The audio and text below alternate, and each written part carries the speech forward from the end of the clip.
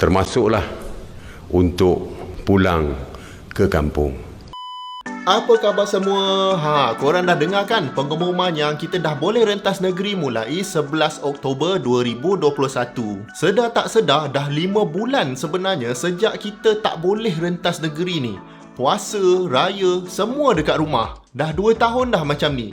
Jadi kalau orang yang bekerja jauh dari keluarga, memang dah lama tak jumpa mak ayah kalau mak ayah ada lagi. Kalau yang berkahwin tapi long distance pun dah lama tak jumpa pasangan dengan anak-anak. Memang mencabar. Jadi memang ramai yang lega bila dapat pengumuman boleh merentas negeri. Kali ni feeling dia lain sikit sebab dah ramai yang vaksin.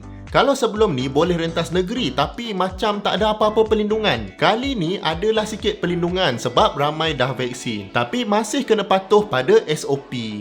Dan bila kita nak travel tu, most likely kita akan pakai kereta lah kan. Dan kereta tu semestinya dah lama tak berjalan jauh beratus-ratus kilometer sehari. Kalau saya sendiri contohnya, memang tak bergerak ke mana. Keluar pun bungkus makanan dan beli barang keperluan saja. Jadi nak tak nak, kereta kita memang underuse lah. Kalau orang yang ada 2 kereta, silap-silap lagi satu kereta tu dah lama tak start, bateri pun dah kong. Jadi dalam video ni kita nak bincang sikit apa benda yang kita kena check sebelum kejutkan kereta kita yang dah lama tak berjalan tu untuk travel merentas negeri. Baik, pertama sekali yang kita kena check of course lah kita punya jadual servis. Ada kemungkinan yang kita dah setahun tak servis kereta sebab sikit sangat guna. Kalau ikutkan 6 bulan dah kena servis walaupun tak sampai lagi 10,000 km. Jadi kalau dah lama tak servis, anda kenalah pergi servis dulu. Sebab kita kena tahu keadaan minyak pelincir dalam enjin kita tu. Dia akan degrade sedikit demi sedikit. Lagi satu, kalau kata minyak tu makin kurang, kita pun tak sedar biasanya. Jadi eloklah kalau kita hantar pergi servis dan tukar terus minyak hitam tu. Hati pun jadi senang sikit kalau kereta baru servis. Anda kena ingat yang minyak hitam ni walaupun dia tak bocor atas lantai dan nampak lantai tempat parking kita tu bersih je, tak ada kesan bocor. Tapi minyak ni tetap boleh berkurang sebab masa enjin kita tengah on, akan ada sikit minyak dihantar ke silinder wall kita untuk protect permukaan antara piston ring dengan silinder wall. Bila minyak ni naik, dia akan terbakar sekali waktu minyak petrol kita terbakar. Memang tak banyak minyak pelincir yang hilang ni, tapi kalau kita biar setahun, 2 tahun, memang dia akan berkurang sendiri. Jadi kalau dah lama tak servis, anda kena alert lah dengan benda ni.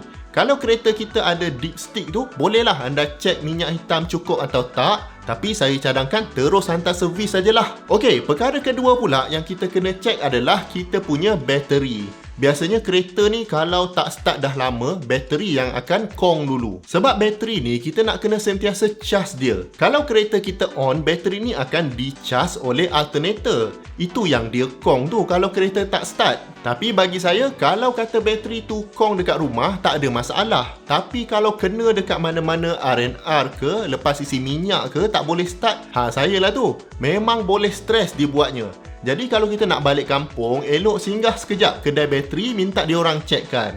Kedai bateri ni dia ada alat voltmeter tu dan alat tu akan tunjuk bateri kita ni sihat ke tidak. Kalau sihat tu baguslah, tapi kalau tak sihat, tinggal nyawa-nyawa ikan, bateri pun dah 2-3 tahun, saya cadangkan baik tukar saja. Memang makan belanja, tapi daripada kita stranded dekat mana-mana tempat, entah siang, entah malam, lagi kacau nanti. Biasanya kalau kita dah drive lama, kita sebenarnya boleh je perasan yang bateri kita ni dah nyawa-nyawa ikan. Masa start kereta tu lagi, dah perasan yang enjin kita lambat sikit, starter motor kita nak crank. Petanda lain yang lagi obvious adalah lampu merah bateri dekat dashboard kita tu menyala. Kalau korang ada tanda-tanda macam ni, dah sampai masanya untuk korang tukar bateri tu. Baik, benda ketiga pula yang kita kena cek sebelum travel jauh adalah condition tayar kita.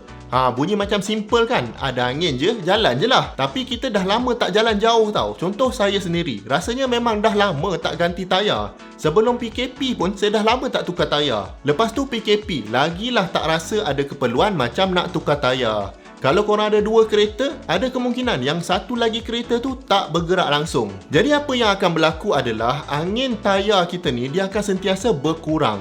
Bila dah lama tak gerak, tayar kita mungkin akan jadi flat dekat tempat dia sentuh dengan lantai kita, dan lagi lama kita biar, lagi lama bentuk dia akan kekal macam tu. Jadi bila kita start nak drive balik, akan rasa gegar-gegar sikit sebab tayar tu dia dah tak bulat lagi. Kalau jadi macam ni, anda isi balik angin tayar tu dan lepas tu pergi cek, takut-takut dia dah mengeras dan rosak. Kalau kereta memang dah lama sangat tak tukar tayar tu pun tengok memang dah botak, mungkin sampai dah masanya untuk korang tukar tayar tu. Biasanya ada tayar yang kita boleh cek tau, tread dia tebal lagi ke atau dah nipis. Kalau tread kita tu sama rata dengan indikator tu, itu memang tanda yang besar lah untuk kita tukar tayar. Kalau tread tu banyak lagi, tak ada masalah, boleh terus jalan. Okey, perkara yang keempat pula kita nak kena cek adalah semua cecair-cecair yang ada dalam kereta kita. Kalau tadi benda yang pertama masa kita hantar servis tu, benda yang wajib bengkel akan tukar adalah minyak hitam. Tapi sebenarnya dalam kereta kita ni banyak lagi cecair lain yang kita kena cek kalau dah lama tak drive jauh. Okey, yang first sekali adalah kita punya coolant level. Nak cek ni tak susah sebab memang kita boleh nampak tangki tu jelas level coolant kita dekat mana.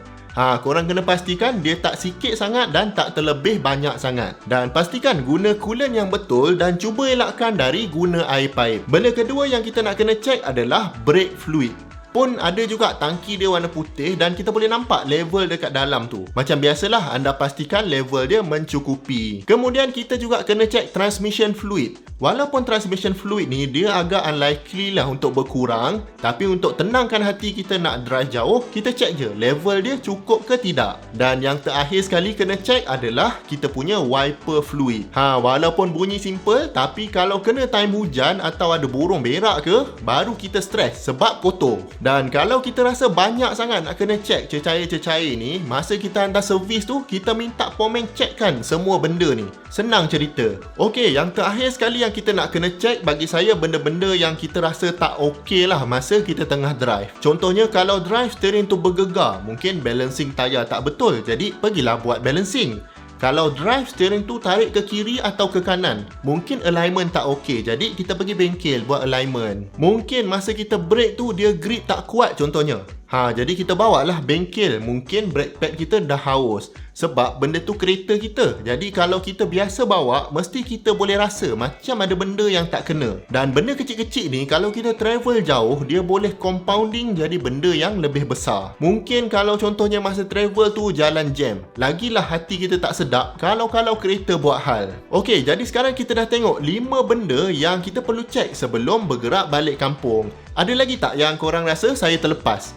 Jangan lupa tinggalkan komen anda di bawah, dan kalau anda dapat belajar something dari video ni, saya hargai sangat kalau anda dapat bantu channel ni dengan 2 klik. Klik butang like dan klik butang subscribe.